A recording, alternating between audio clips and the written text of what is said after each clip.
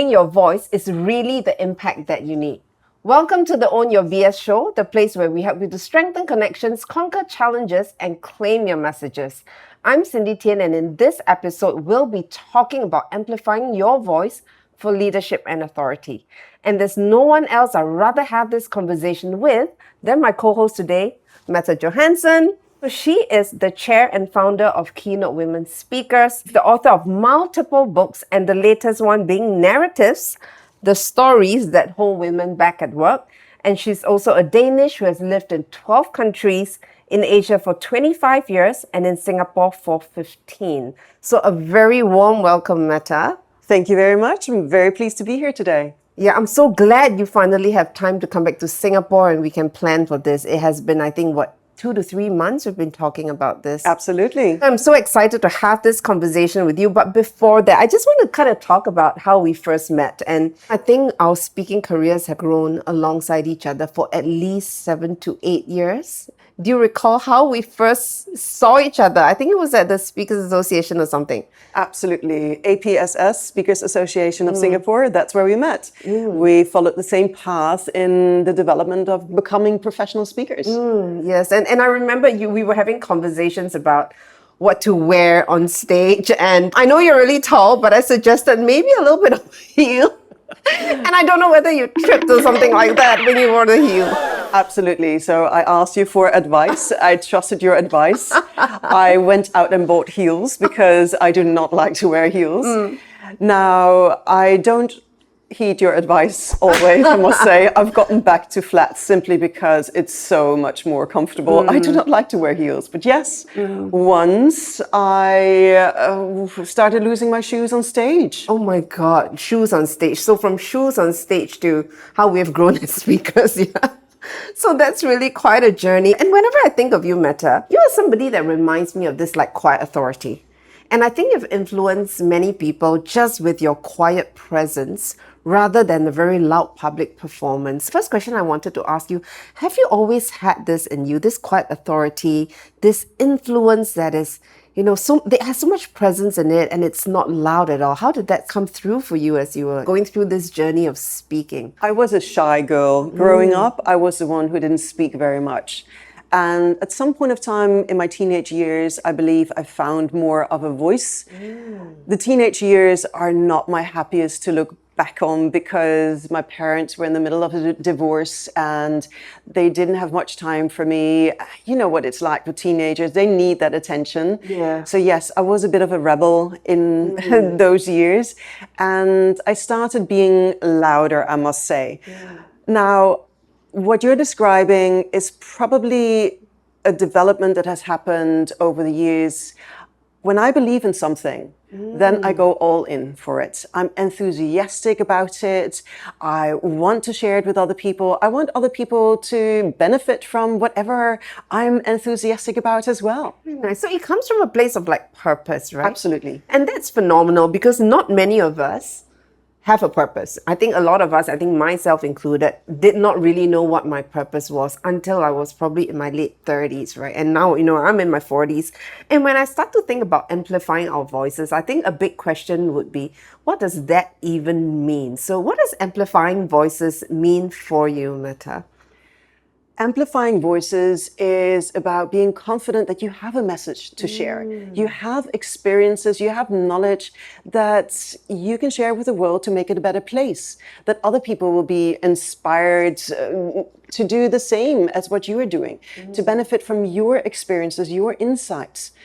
Amplifying your voice is about being confident to speak, and it usually comes exactly from that place that you spoke about, from a place of purpose. When we know that this is making the world a better place, it can be beneficial to other people, then we speak because of the message, then it's not so much about us anymore. It becomes bigger than us. It's about the thing we want to change.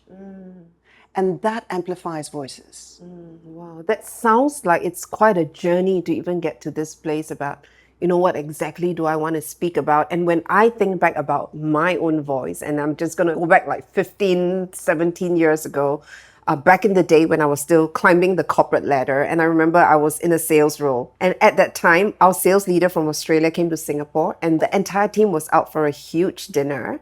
And I didn't have a voice then. So during dinner, this sales leader, he was talking about his plans, his strategies, his vision. And suddenly he turned to me and he said, Cindy, what are your thoughts? And I'm like, okay, I've got no thoughts. I've got no opinions. So could you please just skip me and go to the next person? So I kind of like felt like I've got nothing to say at all. And I think this is honestly quite common for Asians. We don't really have much to say. I've not thought about it. I didn't know how to articulate myself. I didn't know what to say, how to say, and even where to get started, right? So I was just silent for the entire dinner. And I had some colleagues who were obviously a lot more vocal than me. And I noticed that, they started getting recognized by their leaders. And in that moment, I suddenly realized that our voices is not just for talking to people, but it's actually really about even claiming a seat at that table. And when you don't speak up, it's really like you're not making a mark in how you show up. So I want to just talk about KeyNote Women Speakers because this is a very inspiring group of women that you've sort of pulled together, and now it has grown so big, and we have come to the 7th or 8th year mark where you have been the president of this awesome community. So what drove this mission for you, and what made you want to get this kind of started in Asia especially? In Asia, because Asia has been my home for a very long time. So yes, I've lived in Singapore for 15 years. That was a natural place to start. This is where I've run my business. This is where I've been working for 15 years. Now, I do see that in Asia, as you're saying already, that the education system is not necessarily promoting kids to speak up. It's more about, please listen. I have had a lot of Asian educated people say, well, my grandmother told me you've got 2 ears, 2 eyes, 1 mouth. Yeah. Use that in that proportion. Yes, Use it accordingly. Speak less. Look more, listen more, smile more. So it's not necessarily about speaking up. You don't have the show and tell kindergarten exercise that they do have in the US, or debating, meaning that it is more about listening often in Asia. And I found that amplifying women's voices is such a powerful way of not just getting more professional speakers on stage, but also getting more women to take the lead, because you're seen as a leader if you speak up. Of course, you have to make sense. If you're claiming your voice, if you have something to say and you're speaking up, research shows that you are seen more as a leader. That's a little bit of the background why we started this. It is important to have more people speak up, not just because of the sake of the women. It is because diversity increases group intelligence. We bring more ideas on the table, we can build on them, we can choose the best ideas, and that simply is good to bring any business forward. Absolutely. And I remember once I heard you say, speaker confidence is really leadership confidence. And if you can speak up in a way that makes sense, you are actually showing that you have leadership qualities as well. And that's super powerful in today's world. Yeah, and I just want to get us to talk about confidence and fear in this, like speaking, because I think that's always something very mysterious to crack, right? Even the most senior women, the most senior leaders that we work with still struggle with confidence. They still struggle with stage fright. And, I think back about my own journey when I first started public speaking, and I didn't know what I want to talk about then. So I took up a certification course in image consulting. So my brother told me, since you have stage fright, maybe the best thing you can do is to kind of immerse yourself in some trainings, right? So he said, I'm going to get you to organize small little workshops at home. And he said, please invite all your friends and family. Okay, can you imagine that, Mette? It's one thing to speak in front of strangers because you're not going to see them anymore. It's another thing to go and speak in front of and train the people that know you and probably will judge you for the next 50 years of your life. So anyway, I listened to him and I did that. So I organized a few workshops and I invited them to my parents' home. It was a HDB flat in Singapore. It was a Friday evening and everyone was just gathered at the living room, and I was just hiding in my parents' bedroom, refusing to come out because I was so afraid. For some strange reasons, even though these were all the people I knew, I just kind of really felt my hands shaking. And even the nights before that night, I started drinking beer. So don't do that, everyone. I had a problem with beer and fear.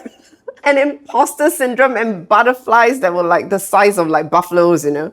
So I remember I was so scared, and my brother came into the room and he said, "Hey, come out and entertain your friends." And I said, "No, I can't. Can you please just ask them to leave?" And I remember him sitting down and praying with me. So he held my hand and prayed with me.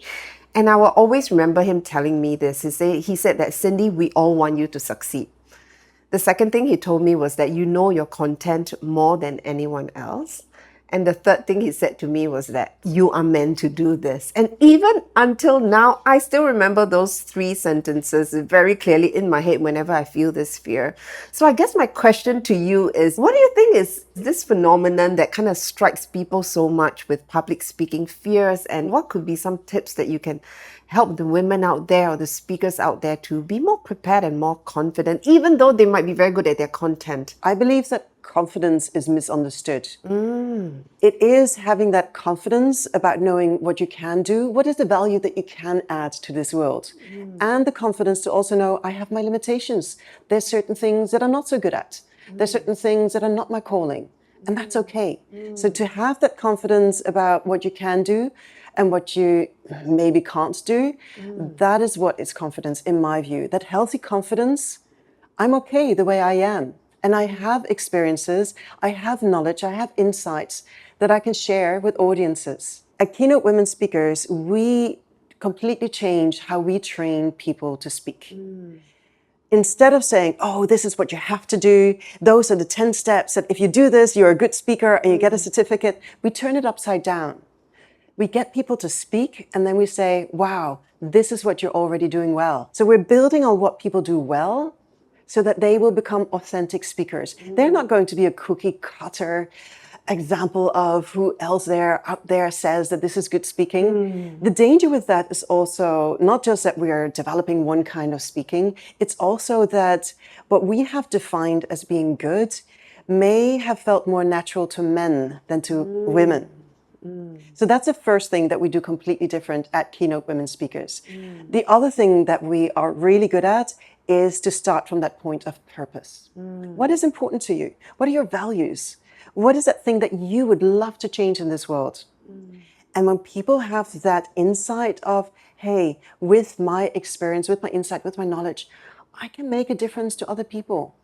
I can help other people who are in a situation that I was in 10 years ago and that I got out of again. With that purpose on stage, the message becomes what's important on stage. It's not about you. So you stop thinking about, how do I look? What do people think about me? Am I showing up wrongly? Am I losing my shoes like I did on stage, right? You stop thinking about that. And it's about the audience. You can connect with the audience and the audience feels that. It's about the audience. It should be about the audience always and forever. And that will also make you a much more confident speaker. You know, I love that. And it really does sound like it takes an entire journey for that to happen, right? Yeah. And I was just doing a little bit of research, and there was this fun fact. They said that even TED speakers actually spend, I think, 38 hours practicing for an 18-minute speech. So that's like over 2 hours for every minute. 70% of the time is really spent refining your core message rather than rehearsing your rah-rahness or that delivery, right? So it really all kind of comes from within. How can we speak a lot more authentically? And honestly, I think that is also a little bit of an issue, within this region. And, one of the things I've noticed is that not only do people not want to speak up, they are a little bit more afraid of sharing their real thoughts. Of course, I'm not saying that we should be unprofessional and go off sprouting whatever we want to say in an unprofessional way, but I do think that there's a space for more realness. So what have you noticed about authenticity, especially in this part of the world, versus where you came from? If you're afraid of making mistakes, you're going to hold yourself back. That's when fear is going to take over. It's this perfectionism. So it's more about trusting yourself, trusting your intuition that you have things to say. And that goes back to work on yourself first. What are some of the things that you have and you can provide others, inspire others with? So that is definitely one of the points that I can highly recommend, to start with yourself first, to make sure that you know what is it that I have that other people can benefit from. What I also like to distinguish between is something that's private and something that's personal. A lot of people are afraid of sharing something that they feel is too personal, but in fact, I see it as maybe being too private to share. Being personal, I see as being positive. Being personal is about talking about things that are important to you, things that drive you, your purpose. That is very personal, and that can be very vulnerable.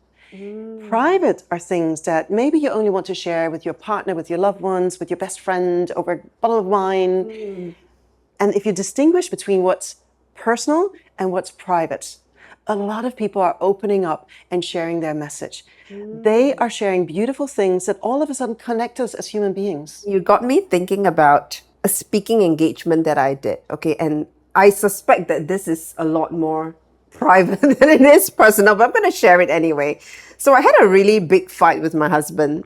And then the next day I had a speaking engagement, and it was for a group of professional women. And I think I was emotionally charged and unhappy with my husband that day.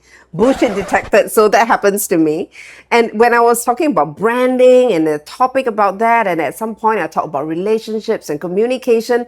And at one point I said something like, I really love my husband, but sometimes I just want to punch him in the face. So I said that like openly. So I thought, I was like, oh my God, I shouldn't have. But, everyone laughed. And after that engagement, at least 3 women came up to me and said, Cindy, thank you for keeping it real. And I thought, sometimes our unfiltered moments really become those moments that connect with other people, isn't it? Absolutely. And for some people, that might be in the private space that they don't want to share. And for other people, hey, isn't it normal that we fight with our loved ones? That is something that everybody goes through. And if it is experiences that everybody goes through, then hey, why not share it?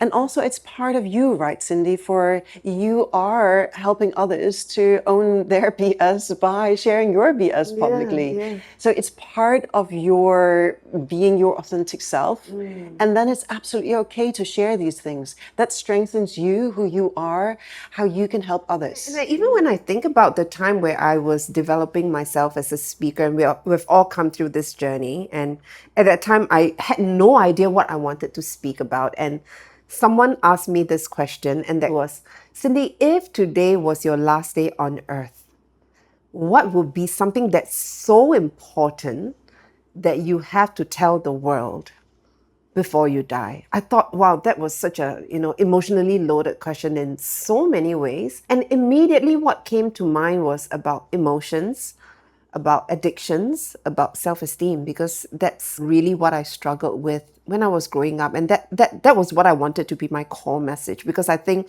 a lot of even corporate people, senior people, had a lot of trauma growing up.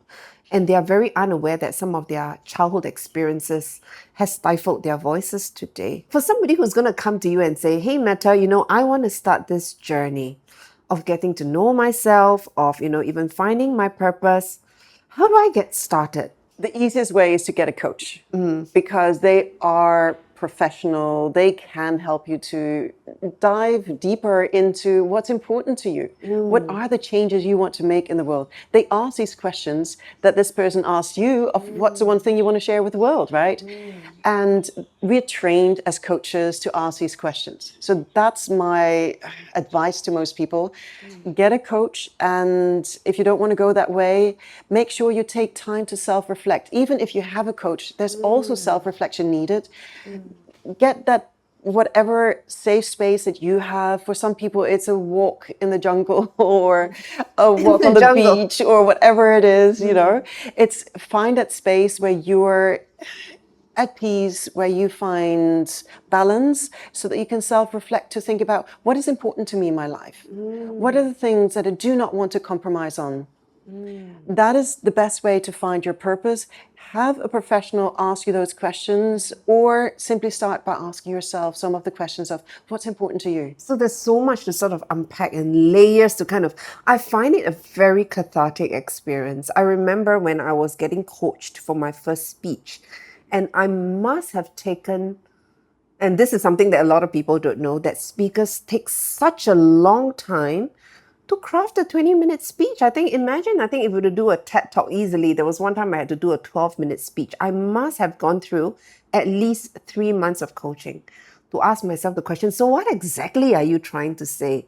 Right? Because very often we are almost like amplifying something that's unclear. It's like mumbling into a microphone. So getting clear about the message is really, really key. So what would be some questions that you recommend people to ask themselves? So what's important for you? And what else would you ask someone if you were coaching? It's questions such as, what were defining moments in your Defining life? moments. For instance, was there a point of time, maybe you were a teenager, young adult, and all of a sudden you felt powerful, you felt alive, you felt independent. So this defining moment, and what made you do things differently? What is it that you're doing differently? Or when are the moments that you feel the most alive, the most energized? Those are some of the questions that if you answer these, you might get towards a little bit more clarity of what are your values and what will be your purpose in life. What is maybe already your purpose and you don't have that full awareness about it yet. That's a great question. Defining moments, the highs and lows in your life, the pinnacles of your triumph, right? The struggles, the depths of your struggles. Think about that. Absolutely. One question that I was asked before was, if you had to go back to your 5-year-old self and teach that 5-year-old self something, what would you teach that 5-year-old self before all the shitstorms that happened? Yeah, so I thought that was a great question, because even as I mentally kind of traveled back and saw the 5-year-old Cindy, I was in tears, like, what have I done to you? I'm so sorry. So I think that really is quite a very big emotional journey there. And that really gets me thinking about, for leaders in this part of the world, we are not necessarily very comfortable with expressing our emotions as a speaker. So can speakers still be impactful without getting all emotional and vulnerable? What are your thoughts on that? There are different styles of speaking, and there should be room for very different genres of speaking. That's absolutely okay. You have the more lecture style speaking, and that's absolutely okay. And then there's definitely also room for the opposite end of the spectrum, which is emotional. And that is what's important to me, to make sure that we build on what is it that we want to do. It's a combination of what are our skills, our experiences, what is it that we stand for, our values, our purpose, a combination of that. And find, based on these things, what it is that you want to speak about. What is your message? And maybe it is something that's much more fact-based, much more knowledge-based, or maybe it is. Fine. Yeah, absolutely. There's not one style of speaking. And that is what I believe we've done wrong in the past, that it's been too much, oh, you cannot do this, you cannot do that on stage. And the emotions have not been so much represented. Over the past years, that vulnerability on stage, that is what has changed global public speaking so much, that we can be vulnerable, because we've learned that just like when you're sharing, oh, I wanted to punch my husband, and you inspired several people in the room with that comment. Yeah. We have found out that by being more vulnerable, we're connecting with those who've gone through similar feelings, experiences. Yeah, absolutely. I love that. Even if I think about my favorite speakers, Brene Brown, one person that really touches people with a vulnerability. Think about someone like Eckhart Tolle. Yeah, he practically whispers on stage, right? Sometimes you can't even hear what he's saying, and he takes like 5 seconds to think. And he's not worried about, hey, am I rah-rah? Am I having stage skills? Although that's important. But he's still so captivating. And someone even like Mel Robbins. Yeah. So tell us a little bit about the KeyNote training program. So what does it cover? Because, I have personally, mentored some of the trainees in there. And I know that all of them just come up feeling so much more powerful. They tell their stories. And these people are like C-suites, heads of teams. So tell us a little bit about that program, will you? We have 2 different levels, and we start off with what we call the Elevate program, and that is to elevate everybody's speaking skills, whether you are in a corporate job or whether you want to speak more professionally. And then we have the Inspire program, which is going on to support the more inspirational speaking that you do as a TED speaker or as a paid professional motivational speaker. So we have these two different levels. And what we do really well is to make sure that we build people up. We're uplifting rather than saying, this is what you do wrong, this is what you do wrong, this is what you have to do differently. And that creates such a supportive atmosphere in the entire group that everybody in the group starts lifting each other up. So whatever stage fright is there, when you've got a room full of other speaker trainers or trainees that are all lifting each other up and supporting you and saying, hey, you're okay. It's okay if you freeze. We're here to support you. Just continue whenever you're ready. That is when people feel that, oh, it's okay. I'm okay the way I am. That is really what we do so well. The supportive environment that we're so good at creating, building on people's strengths instead of telling them, oh, that's what you're not good at. What makes a person more scared of going on stage and speak when you're already scared to say, oh, you're doing this wrong, you have to right? So let's instead build you up instead of put you further down when you already have that stage fright. And that's what diversity is really about. Rather than fitting you into a cookie cutter mold, you must have this energy, you must say this at this point. Yeah, I mean, everybody's going to kind of be flattened, you know, if they do go through judgment like that. Thanks for sharing that, you know, and I really want to get to know you a little bit more through our quick fire connection segment. So what we're going to do is we will be taking turns to ask each other some fun, engaging questions, and we're going to have 5 seconds to answer that. Ooh. You ready for it? Under pressure. Yeah. Okay. So Mette, if your life had a theme song, what would it be? Oh my gosh, does it have to be an existing one? What do you mean, existing? Like some song that's already out there, a pop song that everybody knows? Your choice, whatever My song. choice. Do you then have it's going to be something upbeat, like to Respect or something like that. But your choice. Rather enthusiasm, inspiration, something like that. No, be inspired to it inspire. can be Twinkle, Twinkle, Little Star. No, it's rather going to be Aretha Franklin, something that's uplifting, that, we can do it, energized and Oh, is it the R-E-S-P-E-C-T? Yeah, oh my God, that song. Something like that. That's super Or powerful. It's Raining Men, but that kind of is that from her song? I don't know, but those kind of songs, you know, that's really, whoa, we're going to do it. Upbeat, energetic, that was much more than 5 seconds. Yeah, it's okay. We love this. We love this. What's the one message you shout from the rooftops if the whole world was listening? You're okay. Oh, you're okay. What does that mean for you? Okay. It's one of the things that very often, back to this confidence building, so many people think that they're not okay. You're okay just the way you are. You're okay. That itself is just powerful. Short, sweet, succinct, and powerful. I love that. If you could speak to animals, which one would you convince to be your spokesperson? Probably the wisdom of a cat. That's quiet, you know, I'm independent. A cat. And get the wisdom. They're smart. The wisdom. My cat is so smart and she's such a badass. When we first brought her home, we kept calling her and we thought that she was deaf and blind because she wouldn't look at us and she wouldn't come to us. And then the only time she can hear us and see us is when the treats were out. So we realized that she is not deaf and just not blind. She just chose to ignore us. Okay, so this is going to be a this or that question, okay? So would you rather speak your truth to a group of drunk men or a group of intoxicated teenagers? I'll take the drunk men anytime. I'm not so good with teenagers. I've never been good with kids. I'm good with my own kids, but other people's kids I'm not good at. Other people's so kids I'll take no good. The drunk men. Anytime. They'll probably just fall asleep and not create any trouble. I used to work as a bartender as well and in a nightclub, so I can handle drunk. You can handle drunk men. Drunk okay, men, very good, handle. very nice. Okay, the last one. Would you rather have your voice narrated by Paris Hilton or Donald Duck, and why? I'll take Donald Duck just for the fun of it. Okay. Quite cute, actually. Gosh, your questions are so much better than mine. No, it's okay. Don't worry about it. What's a secret useless talent that you have?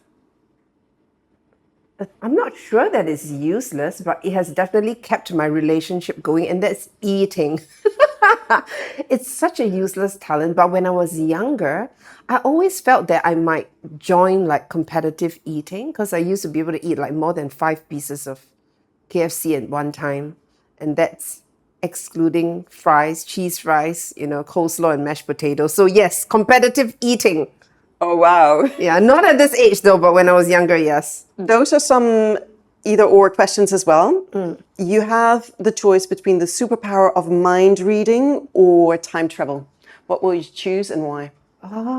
Time travel. Time travel. I'm not sure I want to read everyone's minds. I'm too self-conscious for that. I'm thinking, what is Mette thinking of me? Gosh, she's thinking that my nose is too huge. Time travel. I'll go back to the time when I was happiest in my teenage years with my friends, dancing to random 90s music for sure. Time travel. Okay. Success described in one word. Can I say Bella? Bella. Success is, it's me and the people I love together, and that must include a dog and a cat. Yeah, to me, that's success. Like my retirement dream is just to lie down and pet my dog and my cat. I'll be so happy just to have that forever. Okay. Yeah. Who would be the 3 people that you would invite for dinner? Wow. Never thought about that. Probably the first person would be, one speaker that inspires me a lot is Mel Robbins. I always thought that she's one of the most authentic women speakers out there. So Mel Robbins is probably the one. The second person, my mom has got to be with me all the time. She's seen me grown up and we've become really best friends. The third one, somebody powerful who's probably not alive, like a Lee Kuan Yew or something. Yeah, just to hear how he built up his country, what got him to where he was. Yeah, those 3 people, if I have to think off the cuff. Okay. And what is one word that describes you? Gangster. I know that sounds so weird and to say that in my 40s, but I kind of still resonate with that, when I used to beat the crap out of people when I was younger. And I don't do that right now. I'll go to jail, but I used to do that. So I still have a little bit of that rebel in me, like, what you mentioned earlier about who you are when you were younger. So probably that, even when I meet my younger friends, my school friends, they'll be like, oh yeah, Cindy, you were the one who used to smack people in the bathroom. So yeah, that's a little bit of still the identity there. Thank you for this, Mette. This has been so much fun. Absolutely. It's been such a pleasure being here with you, Cindy. I'm so glad we have this conversation. And thank you for bringing your wisdom, your powerful insights, and your authenticity today. So thank you so much. And where can people find you? If you get the spelling of my name right, I should be quite easy to find online. Mette Johansson, Mette, and then Johansson like Scarlett Johansson. Scarlett Johansson. You want to spell it out? Johansson. So yes, mettejohansson.com, and I should be quite easy to find on the first few pages of Google. Perfect. And everyone, please do go get her book. It's a fantastic read. And if you're somebody who's struggling to amplify your voice, this book is really going to give you some great perspectives on it. And to our viewers, thank you so much for coming on this episode today. So what is one takeaway that you're going to take action on and apply from this episode and from the conversation that I've had with Mette? So remember, amplifying your voice is less about performance, but a lot more about conviction. So I'm Cindy Tien, and thank you for being on the Own Your BS show, and we'll see you in the next episode. And I was just blank. I had another point, so this is just going to be cut. There was a really good point that I had here as well. It's okay, take your time. Excellent point. I'm sure it was. Hang on. Thank you. Yeah, it does get hot in Thank you here. for the aircon.